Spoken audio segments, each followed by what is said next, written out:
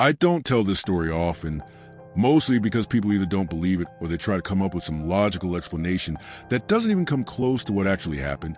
But if you've ever spent real time in the Appalachian Mountains, especially deep in the backroads where there are no houses for miles, then you probably know that there's something off about those woods.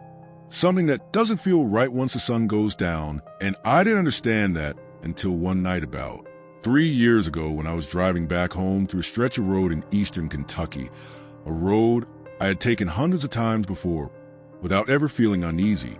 It was just part of my normal routine after work, a long, quiet drive surrounded by nothing but trees and hills.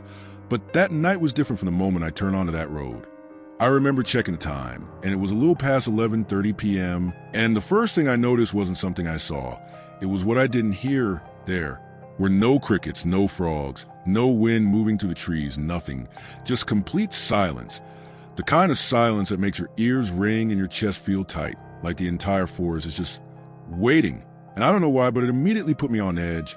I tried to shake it off, turn up the radio a little, but even that felt wrong, like the sound didn't belong there. So I turned it back off and just focused on the road, gripping the steering wheel a little tighter than usual, telling myself I was just tired, maybe overthinking things. But then as I rounded a bend, my headlights caught something up ahead, standing just off the side of the road near the tree line. At first, I thought it was a deer, because that's pretty common out there. But as I got closer, I realized it was way too tall. It wasn't on four legs. It was standing upright, completely still, and something about the way it was standing made my stomach drop instantly. I slowed down without even thinking, my eyes locked onto it, and that's when it moved, but not in a way that made any sense. It stepped forward into the light slowly, like it was unsure how its own body worked.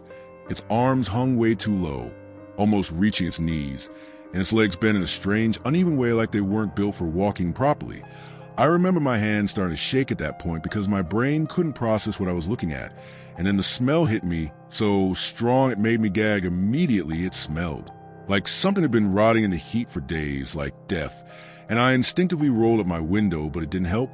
The smell was still there, like it was already inside the car somehow. And then the thing took another step closer and tilted its head slightly, almost like it was studying me, trying to figure out what I was. And that's when I saw its face, or at least what should have been a face. There were no eyes, just dark, hollow sockets. Its skin looked loose and gray like it didn't fit properly, and its mouth was stretched way too wide, filled with crooked, uneven teeth that looked like they were just shoved in randomly, not placed like normal teeth should be. And for a second, I just sat there frozen, completely unable to move, like my body had shut down out of pure fear. And then suddenly it took a step into the middle of the road, blocking my path completely. And that snapped me out of it. I slammed on the gas and swerved around it, my tires screeching as I sped past. And for just a split second as I passed, I swear I saw its head turn way too fast to follow me, like it moved in a way no living thing should be able to, and I kept driving as fast as I could, my heart pounding so hard it felt like it was going to burst out my chest. And I didn't even realize I was holding my breath until my lungs started to burn. I finally looked at my rear view mirror, hoping it was gone, hoping it was just some kind of hallucination. But it wasn't. It was standing in the middle of the road behind me now, completely still again, but this time its arm was raised slightly, like it was waving or signaling me to come back. And I don't know why, but that image stuck in my head more than anything else. I drove the rest of the way home in a blur, barely remembering anything, just focused on getting inside, locking the doors, and convincing myself I was safe, that whatever I saw was miles away and couldn't possibly follow me. But deep down I already knew that wasn't true. I got inside my house, locked every door and window, even checked them twice just to be sure, and for a while I just sat there in silence trying to calm myself down, telling myself it was just some kind of animal. Maybe I was tired, and my mind twisted what I saw into something worse than it really was. But no matter how hard I tried to rationalize it, that feeling wouldn't go away, that heavy, suffocating feeling like I wasn't alone, like something was still out there and it hadn't finished. Whatever it started, I eventually went to my room and laid down, but there was no way I was going to fall asleep.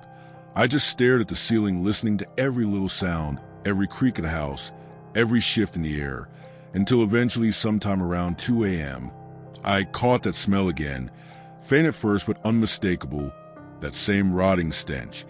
and my entire body went stiff instantly. I didn't want to move, didn't want to breathe, because deep down I already knew what that meant. And then I heard it, slow, dragging footsteps outside, moving across the ground just beneath my window, each step uneven and heavy, like whatever was out there wasn't built to walk properly. The sound stopped directly below my window, and for a few seconds there was nothing, just silence again.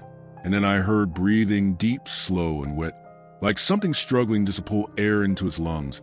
I felt my chest tighten so hard it hurt, and against every instinct telling me not to, I slowly turned my head toward the window. The curtain was slightly open, and through that small gap, I could see something standing there, tall enough that its head nearly touched the top of the frame, completely still, like it had been waiting for me to look. And even though I couldn't see its eyes, I knew it was looking directly at me. I don't know how long we stayed like that, just staring at each other. But eventually it started to move closer, its face pressing slowly toward the glass. And that's when I saw it clearly again, the same empty sockets, the same stretched mouth. But this time its jaw started to open wider, slowly, unnaturally wide, like it was trying to mimic a smile but didn't quite understand how. And that was it. I couldn't take it anymore. I jumped up and turned on the light. And the second the room lit up, it was gone, completely gone, like it had never been there. I rushed to the window and pulled the curtain open, but there was nothing outside, no footprints, no movement, just darkness and trees. But the smell was still there, thick in the air, lingering like it hadn't fully left yet. I didn't sleep that night, or the next few nights after that, because it didn't stop right away. For weeks I kept hearing things outside, footsteps, circling the house, scratching along the walls, sometimes even soft tapping on the window, like something was trying to get my attention. But I never looked again. I couldn't bring myself to do it, because I had this overwhelming feeling that if I saw it again, it wouldn't just be watching anymore, it would be closer, maybe even inside. And eventually, after about a month, it all just stopped. No sounds, no smell, nothing, like it had finally moved on. And I tried to forget about it, try to go back to normal life, but that feeling never fully went away. And then about 6 months later, I was visiting a friend in another state, far away from Appalachia, or at least that's what I thought. We were sitting outside late at night, talking, when I caught a faint smell in the air, something familiar, something I've been trying to forget, and my stomach dropped instantly. I slowly turned my head toward the tree line at the edge of his property, and there was, standing in the darkness, tall, motionless, watching me, exactly the same as before. And in that moment, I realized something that I wish I never had. It was never part of those woods. It was never tied to that road. It didn't belong to Appalachia at all. It was following me, and I don't think it ever stopped.